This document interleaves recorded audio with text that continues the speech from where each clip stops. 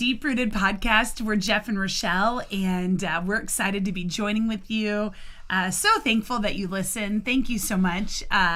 Thanks for sharing. Yes. Thanks for liking, rating, and reviewing. It all helps. It all makes a difference. Seriously, thank you. For it. Yes. Do it if you haven't done it yet. Please do. Share this. Yes. Give a review on all platforms if that's great. But hey, today we're talking about something I'm really excited to talk with you about. And I don't know, I think you might do more of the talking, so I'll do this intro. We'll see what happens. We'll see what happens. But we're talking, you'll find out. We don't know either, so that's why it's fun. Today's topic is do hard things. Do hard things. And some of you are like, I am sick of doing hard things. I'm going to turn off. Can we do something easy for I've kind of thought that a little bit myself. But today's do hard things. And we're coming off of a really exciting week. And so this past week, literally just a few days ago, Jeff graduated with his Doctor of Ministry degree. Yes. And we're so proud of him. Yep. And so we're going to kind of talk about a little bit of this, and lest you think we're just going to like run down, I don't know, all your course loads or anything like that. That's not what we're going to do. But we're going to talk about, why does God call us to do hard things? You know, how do we do it? What does that mean? And really in specific to what you're talking about, but I think it's really applicable to all of us. Yeah. So you said it was an exciting week, but can I just say it's been an eventful, difficult 6 years in the process. Literally 6 years from beginning to end. When I came back from my first class, Olivia, our youngest daughter, barely was just learning how to speak. Yeah, it was really actually cute. I'll just tell the story really quick. She literally had only said a few words. And, maybe like mommy, daddy, I don't know, probably more. No, I'm sure she learned how to say no really quick. But she came back, and do you remember it? I mean, I remember she just kept saying for about, a half hour, happy. So, it was so cute. Was cute. She was so happy you were home. And so, so it was like 5.5 years, right? From start to finish. 5.5 years, yeah. And I think this isn't just about what did I do or we do. I want this to be an encouragement that God has called us to do hard things. God has called you to do hard things. And the first thing is why. So specifically, why did we engage in this? And I think this is indicative of why God calls us to do hard things. And I think the first thing is simple obedience. Why did I engage in this? Number one, I felt that God was calling me to do it. And I think this is important because there is a lot of hard things out there that we could engage in. God did not call us to do every hard thing that's out there. That's even presented to us. Yeah, he doesn't call us to fight every battle. Good. He doesn't call us to engage in every conversation. He does call us to do hard things. But God gives us different assignments to different people at different times. And so the first thing we have to say is God calling me to do this? Is God calling you to do this? Is God calling us to do this? And this was something, right? We just felt, we talked about it, we prayed about it. We had to, because this is a tax on the entire family.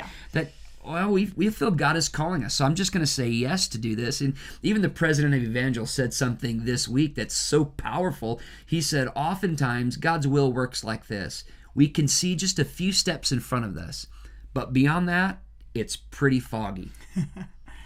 And I would say that's true with God's will for our lives, God's direction, and we saw the first couple steps, but beyond that's pretty foggy. But I want to encourage you that, when God calls you to do something, just take the next step and walk in obedience. Yeah, I'd say it's still pretty foggy. Yeah. But I think, that's really good. Yeah. I think it's important that, we have to hear from God, obey. But sometimes I think I might be somebody listening and go, oh, that sounds really super spiritual, Jeff. Yeah. Like, some mystical, way of looking at things or whatever. And, Come out of the clouds. Come out of the fog. No, but, why do we why did you do it? I've had a lot of people say, well, why is he getting his doctorate? He doesn't need it. Yeah. True. And some people say, is he doing that because he's going to make more money? Nope. That's not how it works in pastoral ministry. I mean, I don't know, maybe Some jobs you like get a pay raise. No. Are people going to respect you more? Probably not. Like, I mean, sorry, like. Well, that's not why we do things. No, and that's just really, but I'm saying right. people have asked these kind of questions because they're trying to figure out, why did you do it? And it's hard because I don't even know that I have like all these really good answers. It's not like when we got married, close to 20 years ago, we were like, yeah, you're going to be a doctor. Like that was not on my mind. On my mind was thinking, let's pay off the college loans. And just get on with it. Exactly. Yeah, like I didn't think you'd go back to school. And in fact, you've gone back and gotten 2 degrees. I've gone back and gotten 1. Yeah. And like I would have never saw that in our future. Yeah. And so I don't really know why God has called us to do that. I just really felt like he planted that idea. Yeah. I don't know, in our hearts. Like, I think we have a desire, and this is the basis of everything we talk about in the podcast, we have a desire to be deep-rooted. We have a desire to continue to learn. And I think that's, you say, why? Well, I want to continue to be a learner. I want to continue, if we're leading people around us, I don't want to just lead off of past knowledge. I don't want to pastor a church off of past knowledge. I want to continue. Yeah. I want to challenge myself. I want to stretch myself. I want God to speak new things and do new things into me. So why? I want to put myself in environments where I'm consistently changed and challenged. I want to almost, in some senses, be over my head a little bit so I can grow up into what God's calling me to do. I don't want to coast. I don't want to just kind of skate through life and set it and forget it. A big why is I want to be challenged. I want to learn new things. I want to be. Paul talks about being prepared, being ready to give a reason for what you believe. That's what I want to bear fruit, and to do that. I want God to do new things into me, and this is one of the ways that I could do that. And we're not saying that do that you need another degree by any means, but this was a method. Yeah. So now our daughter asked you this morning, Dad, are you going to go back and get more degrees? I fainted after she said that. So, don't plan on it, but I don't know. Definitely don't plan on it. Just funny. Oh my goodness. Just made me laugh. Okay, so why'd you do it? Just and why does God call us to do things? He wants to stretch us and grow us. He does. I like you saying we don't have to do every hard thing. Yeah. But that means if we're not doing any hard things, maybe we're in coast mode. Yes. So maybe we need to take on a new challenge. Ask God what that is. How did you do it? Yeah. How did you do the hard thing? How did you obey? How did it work out? How did I do it? Obviously, God's help. But I don't want to be too mystical here.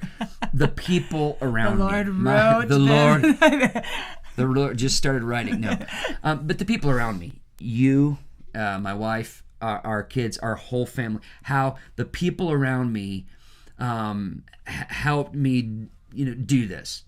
It was impossible to be able to do that without the encouragement, without the support, without the input of my. I don't think this degree belongs to me. I think it belongs to our family. Without doesn't it sound good? Just my name's not on it. I am not saying this under any duress.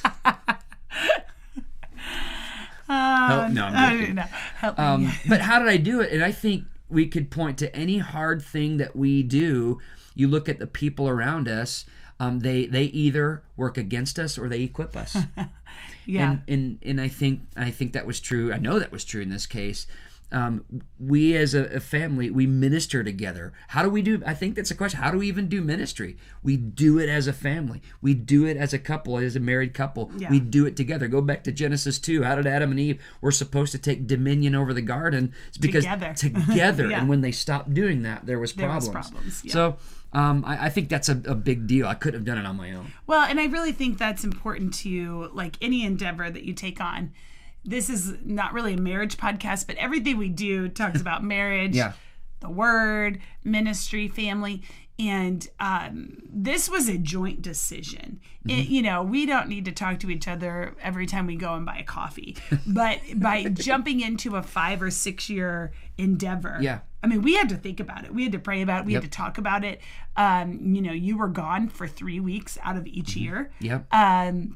Not only having to travel 3 different times at week intervals, but also you had to use a lot of time that would have been, doing other things devoted to writing and studying and reading and stuff like that. So, I mean, it did infringe upon our own, Absolutely. Our own family time and things like that. And so we had to both be on the same page. Yes. And I remember us even discussing, okay, is it ever going to get easier? You know, I think at that point we had like a 1-year-old, let's see, I don't know, 1 and 3 and like, I guess 7-year-old or something. I don't know. Exactly I don't know if I even did the math right there. A time with a lot of margin. Yeah. So, Yeah. I mean, like we had a child in diapers when you started to, do this. And you and I discussed it. We're like, it's not going to get easier. Yeah.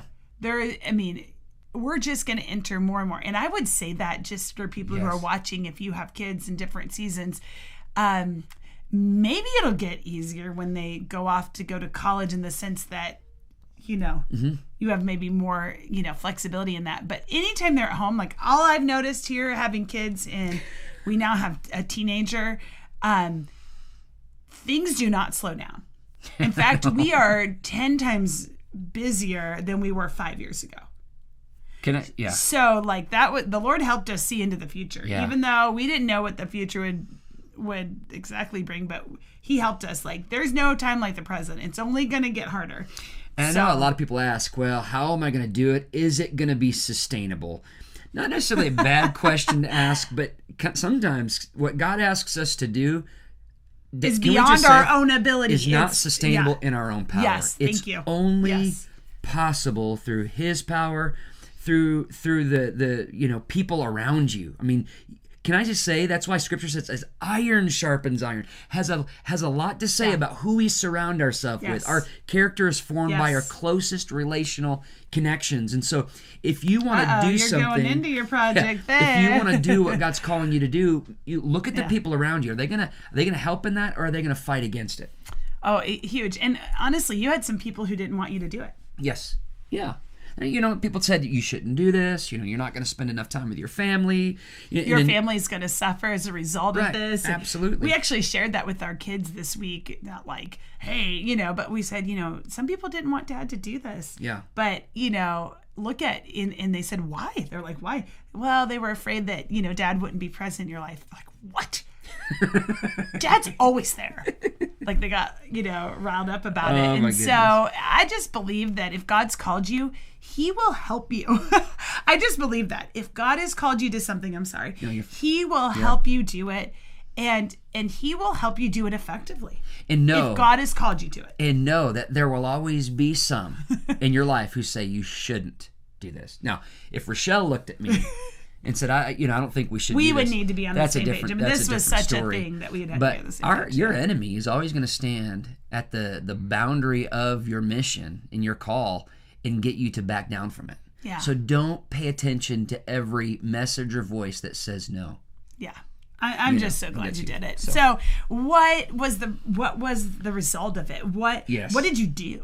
I just want to do this. If you're watching right here, I'm holding up this almost 400 page book. This is what I did. And what I did was not the whole time even. This was about a year of work. This is about, well, maybe a year and a half. Yeah. So anyways, it's huge. But what I did is I talked about... Can I just say really quick, there was all these people, seven people graduated with you. Yes. Yeah. And they were, all these blue books were piled on top of each other. And I was trying to scan in to see his name. And of course, yours is the thickest. Well. By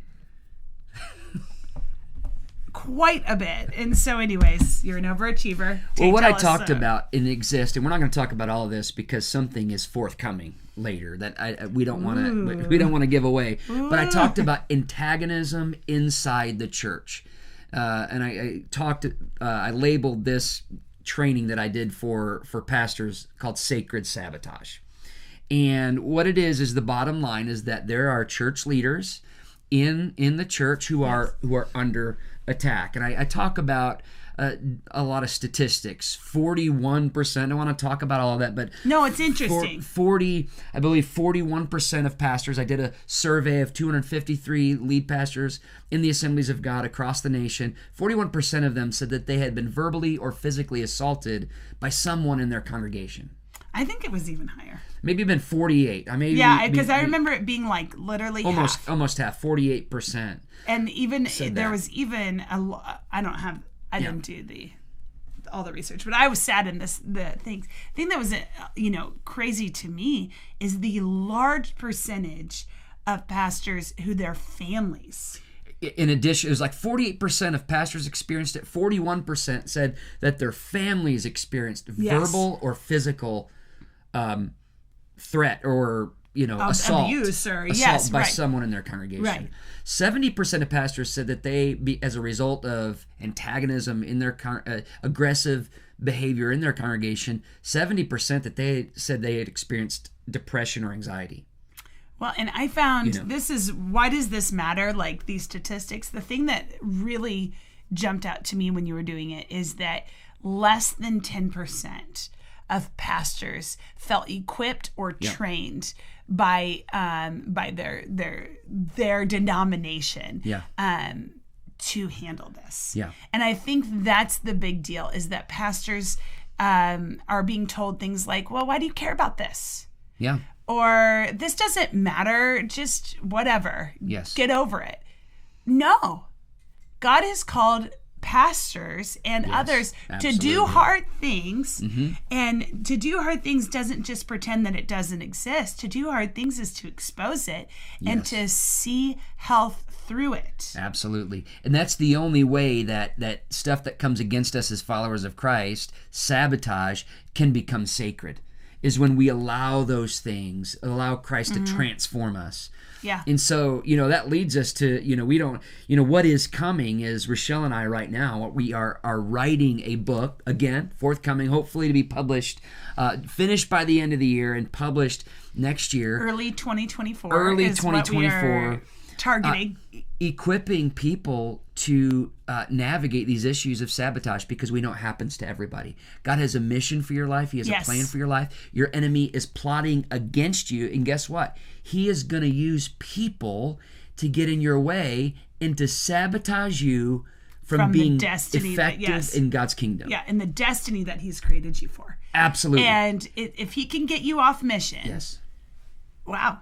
Think about that. If He can get you off mission, wow. Less people are coming to know Christ. Yes. Less people are seeing the change that Christ does in you. Oh my goodness, there's so many things. And I'm excited to share the book because we're going to take a lot of this research and make it more fun to read. No offense. I mean, academic writing is not the most exciting. We're going to make it more fun. But we're going to also share a whole lot of personal stories. And honestly, never shared publicly. That's what I was going to say. Things that people that you are watching, you may think, wow, I'm interested. Yeah, you will be. Yeah. You're going to hear some really things that we've never shared, and I'm excited to share them. I really believe that there's freedom in sharing, and I believe that it's going to free other people. Yes. I think it's time. So we shared this even in the last podcast. It's so important that we're truth tellers. Yep. So we don't want to hide and conceal things. It's so important that we expose so that people can have freedom. Yes. There are people right now who feel like their destiny is simple, just suffering and bad things. Well, God allows that in our lives, absolutely, but He allows it not to destroy us or not to even define us, but to grow us. Yes, and to make us into the people that God's called us to be. Absolutely. And so God's doing that in your life. He is. Yes, so if you find yourself in a difficult season or a difficult situation, or you just feel like the enemy is just sabotaging what even God is, this future that you feel God's laid out for you, be encouraged. It can be sacred. Yes, it can be a sacred sabotage, and you will hear more about it. Yes, you will. In the coming months. Pray for us in the meantime. Yeah, so this is kind of like a preview, but of the project. But really, I just want to encourage our listeners, even, you know what? Do hard things. Don't quit. I want to even, you mentioned this in a message, and I kind of want to end here, or, whatever, how long it takes. But you said you almost didn't even start the project. Yes. You almost didn't even, not the project. You almost didn't even start the program. The Doctor of Ministry program. In October of 2017, because really we were walking through a sabotage season, and honestly, you were like, maybe this isn't the right time. Oh, I said that to you. I said, in light of what's happening around us, I don't know if I should do this. I don't know if I should be gone for a week at a time. I literally felt that. I almost said, you know what, I'm not going to do it. It's not worth it. Yeah. It's not sustainable. All Why these did things you that do we it? talked about.